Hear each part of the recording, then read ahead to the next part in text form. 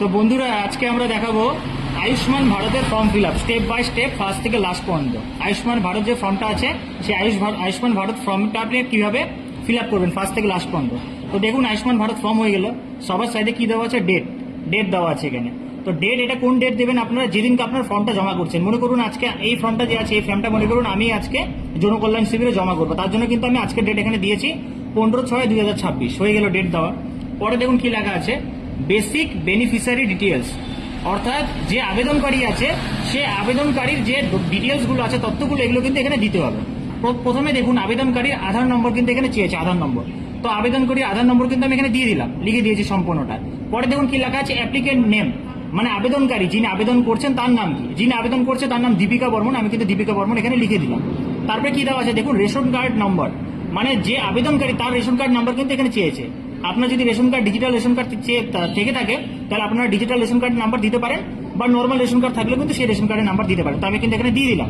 দিয়ে দেওয়ার পরে কি আছে দেখুন নেক্সট ক্যাটাগরি, অর্থাৎ আপনি যে রেশন কার্ডটা যে দিয়েছেন রেশন কার্ড নাম্বারটা, এই রেশন কার্ডের ধরন কি, ক্যাটাগরি বলতে ধরন বোঝায়। এই রেশন কার্ডের ধরন কি আছে WAY SP HH PHH RKSY এগুলোর মধ্যে যেটা আপনার রেশন কার্ডের ধরন আপনি কিন্তু সেটা রেশন কার্ডে দেখে দিয়ে দিবেন। এই দিদি দীপিকা বর্মন দিদির যে রেশন কার্ড নাম্বার দিয়েছে তার ধরন কিন্তু রয়েছে SPHH, তো আমি SPHH টিক করে দিলাম, হয়ে গেল। পরে দেখুন কি আছে এখানে পরেরটায় আধার লিঙ্ক মোবাইল নাম্বার, অর্থাৎ এই যে দীপিকা বর্মন দিদি আছে এই দীপিকা বর্মন দিদির আধার লিঙ্ক মোবাইল নাম্বার কিন্তু এখানে চেয়েছে, যেটা আধারের সাথে লিঙ্ক আছে সেরকম ফোন নাম্বার। তো দিদির আধার লিঙ্ক ফোন নাম্বার কিন্তু আমি এখানে দিয়ে দিলাম। দিয়ে দেওয়ার পরে জেন্ডার, যিনি আবেদনকারী অ্যাপ্লাই করছে তিনি মহিলা না পুরুষ না অন্যান্য, যিনি আবেদনকারী তিনি মহিলা, আমি কিন্তু মহিলাতে টিক করে দিলাম। আপনাদের যদি পুরুষ হয় আবেদন করি আপনারা পুরুষে ক্লিক করে দেবেন, হয়ে গেল। পরে এখানে আবেদনকারীর কিন্তু ডেট অফ বার্থ চেয়েছে, ডেট অফ বার্থ এই যে দীপিকা বর্মন দিদি তার ডেট অফ বার্থ কিন্তু এখানে চেয়েছে আবেদনকারী। তো আবেদনকারী যে ডেট অফ বার্থ আছে 3/6/1995 আমি কিন্তু এখানে লিখে দিলাম। পরে দেখুন চেয়েছে কি ফুল অ্যাড্রেস, হাউস নং, স্ট্রিট, ভিলেজ, ওয়ার্ড এগুলো কিন্তু চেয়েছে, মানে যে আবেদনকারী আছে দীপিকা বর্মন দিদি তার কিন্তু ফুল অ্যাড্রেস এখানে চেয়েছে। আমি কিন্তু তার ফুল অ্যাড্রেস দিয়ে দিয়েছি। প্রথমে ভিলেজ লিখবেন আপনারা, পরে পোস্ট অফিস লিখবেন, পরে ডিস্ট্রিক্ট লিখবেন, পরে থানা লিখবেন, পরে পিনকোড লিখবেন। তো আমি দিয়ে দিলাম, সম্পূর্ণটা হয়ে গেল। পরে কি আছে দেখুন ডিস্ট্রিক্ট, যে আবেদনকারী আছে আবেদনকারী ডিস্ট্রিক্ট কি আছে, যিনি আবেদন করছেন দীপিকা বর্মন দিদি তার ডিস্ট্রিক্ট কিন্তু রয়েছে কুচবিহার, তো আমি কুচবিহার দিয়ে দিলাম। তার ব্লক কি আছে, তার ব্লক আছে দিনহাটা 1 দিনহাটা 1 আমি লিখে দিলাম। তার গ্রাম পঞ্চায়েত কি আছে দিনহাটা 2, আর তার গ্রাম পঞ্চায়েত আছে দিনহাটা 2 গ্রাম পঞ্চায়েত, তো আমি দিনহাটা 2 গ্রাম পঞ্চায়েতকে লিখে দিলাম। আপনারটা আপনি লিখে দিবেন। পরে কি আছে দেখুন ফ্যামিলি হেড নেম, মানে এই যে দীপিকা বর্মন দিদি অ্যাপ্লাই করছে তার পরিবারের হেড কে, তার নাম কিন্তু এখানে চেয়েছে পরিবারের প্রধান। তো তার পরিবারের হেড যে আছে তার স্বামী সুব্রত বর্মন, তার স্বামীর নাম কিন্তু আমি এখানে দিয়ে দিচ্ছি সুব্রত বর্মন। পরে দেখুন কি আছে টোটাল ফ্যামিলি মেম্বার্স, টোটাল আপনার পরিবারের সদস্য কজন আছে, এই পরিবারে কিন্তু টোটাল সদস্য 6 জন আছে, আমি 6 জন দিয়ে দিচ্ছি। তারপরে দেখুন প্যান কার্ড নাম্বার চেয়েছে, আপনার যদি প্যান কার্ড নাম্বার থেকে থাকে আপনারা দেবেন, না থাকলে কিন্তু দেওয়ার কোনো দরকার নেই। তো ওনার প্যান কার্ড নাম্বার আছে, আমি কিন্তু প্যান কার্ড নাম্বার দিয়ে দিয়েছি, ঠিক আছে। পরে দেখুন কি আছে এখানে ইলেকট্রাল ডিটেলস ইফ অ্যাবভ 18, মানে আপনার যে ভোটার কার্ডের তথ্য সেই ভোটার কার্ডের কিন্তু তথ্য এখানে চেয়েছে। ইফ অ্যাবভ 18 মানে আপনার বয়স যদি 18 বছরের উপরে হয়ে থাকে, আপনি যদি প্রাপ্তবয়স্ক হয়ে থাকেন, আপনার ভোটার কার্ড আছে, তাহলে কিন্তু আপনি এটা ফিল করবেন। তো এখানে দেখুন এপিক নাম্বার চেয়েছে, কার এপিক নাম্বার এখানে চেয়েছে, এপিক নাম্বার চেয়েছে কিন্তু এখানে আবেদনকারী যে এপিক নাম্বার আছে সেটা কিন্তু আমি দিয়ে দিলাম। এপিক নাম্বার বলতে কি ভোটার কার্ড নাম্বার আমি এখানে দিয়ে দিলাম।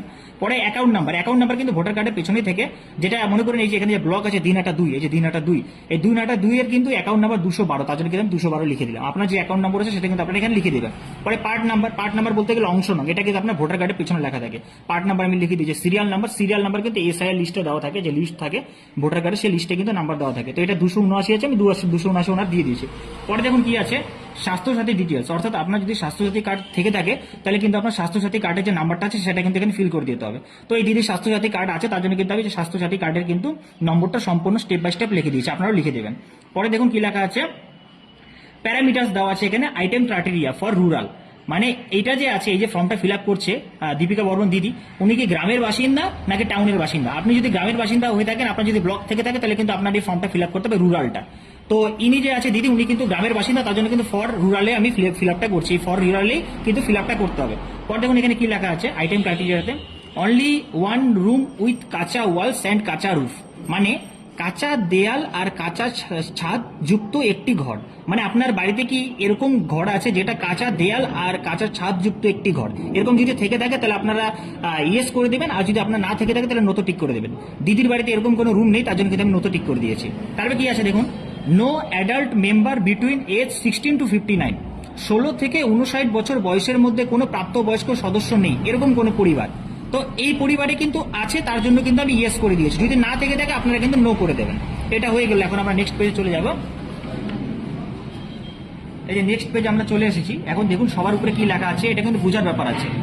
এখানে লেখা আছে female headed households with no adult male member between age 16 to 59, অর্থাৎ 16 থেকে 59 বছর বয়সের মধ্যে কোনো প্রাপ্তবয়স্ক পুরুষ সদস্য নেই এমন মহিলা প্রধান পরিবার।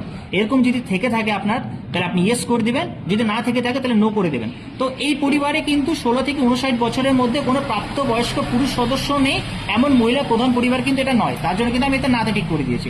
তারপরে কি আছে দেখুন, disabled member and no able bodied adult member, প্রতিবন্ধী সদস্য এবং বিশেষ সক্ষম সদস্য কি আপনার পরিবারে আছে? যদি থেকে থাকে তাহলে ইয়েস, না থেকে থাকলে না। এই পরিবারে নেই, আমি নাতে ঠিক করে দিয়েছি। এসসি এসটি হাউস হোল্ডস, মানে আপনার যে কাজটা আছে, আপনার কাজটা কি আছে, আপনি এসসি না এসটি, যদি এরকম কোনো সদস্য থেকে থাকে তাহলে ইয়েস করে দেবেন, যদি না থেকে থাকে তাহলে না করে দেবেন। তো আবেদনকারী কিন্তু এসসির মধ্যে পড়ে, তার জন্য কিন্তু আমি ইয়েস করে দিয়েছি। পরে কি আছে দেখুন, landless house holds ডিরাইভিং major part of their income from manual casual labour, অর্থাৎ ভূমিহীন পরিবারগুলি যাদের আয়ের একটি বড় অংশ কিন্তু আংশিক কাজ থেকে আসে, এরকম যদি কেউ থেকে থাকে তাহলে ইয়েস করে দেবে, না থাকে থাকলে নেই। তো এই পরিবারে কিন্তু এরকম কোনো নেই, তার জন্য আমি না টিক করে দিয়েছি। পরে কি দেখুন আছে ম্যানুয়াল স্কেভেঞ্জার্স ফ্যামিলিস, অর্থাৎ সুইপার, যেটা বলতে বোঝা বাংলা ভাষা সুইপার। এরকম কি আছে, যেরকম পরিবার আপনার সুইপার আছে, যদি থেকে থাকে তাহলে ইয়েস, না থেকে থাকলে নেই। এরকম এই পরিবারে কেউ নেই, তার জন্য আমি নাতে টিক করে দিয়েছি। পরে দেখুন কি লেখা আছে প্রিমেটিভ ট্রাইবাল গ্রুপস, অর্থাৎ আদিম জনজাতির গোষ্ঠীর কি কোনো লোক আছে এই পরিবারে নেই, আমি নাতে টিক করে দিয়েছি। আপনার যদি থেকে থাকে আপনি দিয়ে দেবেন। পরে দেখুন লিগেলি রিলিজড বন্ডেড লেবার, অর্থাৎ আইনগতভাবে মুক্ত হওয়া শ্রমিক, আইনগতভাবে মুক্ত হওয়া শ্রমিক কি আপনার বাড়িতে কেউ আছে? যদি থেকে থাকে ইয়েস, না থেকে থাকলে নেই। এই পরিবারে নেই, আমি নাতে টিক করে দিয়েছি। আর এইটা যে আছে, এই যে ফর্মটা আছে, এই পুরোটা যে এখন আছে ফ্রম আরবান, অর্থাৎ এটা কিন্তু শহরবাসীদের জন্য। তো আমি শহরবাসীদের জন্য ফর্মটা ফিল আপ করছি না, আমি করছি গ্রামবাসীদের তার জন্য, তার জন্য কিন্তু আমি ছেড়ে দিলাম রুরালটা। ঠিক আছে, রুরাল চলে গেলাম। এখন কি আছে দেখুন সবার নিচের টপিকটা, এক্সক্লুশন ক্রাইটেরিয়া চেক। 1 নম্বরে কি দেওয়া আছে, ফ্যামিলি ইনকাম 8 লাখ পার ইয়ার, অর্থাৎ আপনার পারিবারিক আয় কি 8 লাখ টাকার মতো আছে বা 8 লাখ টাকার বেশি আছে? যদি থেকে থাকে ইয়েস, না থেকে থাকলে নেই। এই পরিবারে নেই, নাতে কি করে দিয়েছি। Any member of family paying income tax, আপনার পরিবারে কি কেউ ইনকাম ট্যাক্স দেয়? এই পরিবারে কি ইনকাম ট্যাক্স দেয় না, তার জন্য কিন্তু না করে দিয়েছে। আপনার থাকলে আপনি ইয়েস করে দেবেন। পরে দেখুন founded in ASDD list for SIR BLA 2026 poll, SIR বা BLA এই পোলে কি আপনার 2026 নাম আছে? যদি থেকে থাকে ইয়েস, না থেকে থাকলে নেই। এই পরিবারে নেই, আমি না করে দিয়েছি। পেন্ডিং আন্ডার SIR আপিল ট্রিব্যুনালে কি নাম আছে? নেই, আমি না করে দিয়েছি। আপনার থাকলে আপনি ইয়েস করে দেবেন। পরে কি আছে দেখুন পেন্ডিং CA অ্যাপ্লিকেশন, CA তে যারা অ্যাপ্লাই করেছেন তার কি পেন্ডিং এ রয়েছে? যদি থেকে থাকে তাহলে ইয়েস, না থেকে থাকলে নেই। তো এই পরিবারে নেই, আমি না করে দিয়েছি। পরে দেখুন beneficiary name deleted from Annapurna Yojana beneficiary list, অর্থাৎ যিনি অ্যাপ্লাই করছে অন্নপূর্ণা যোজনার জন্য, দীপিকা বর্মন দিদি, তার নাম কি অন্নপূর্ণা যোজনার নাম থেকে কাটা গেছে? যদি কাটা গিয়ে থাকে তাহলে ইয়েস, যদি না কাটা গিয়ে থাকে তাহলে কিন্তু না। তো এই পরিবারে যিনি অ্যাপ্লাই করছে তার কিন্তু নাম কাটা যায়নি, তার জন্য কিন্তু আমি নাতে টিক করে দিয়েছি। এটা হয়ে গেল। এখন আমরা যাবো লাস্ট পেজ, একদম লাস্ট পেজে দেখুন কি আছে।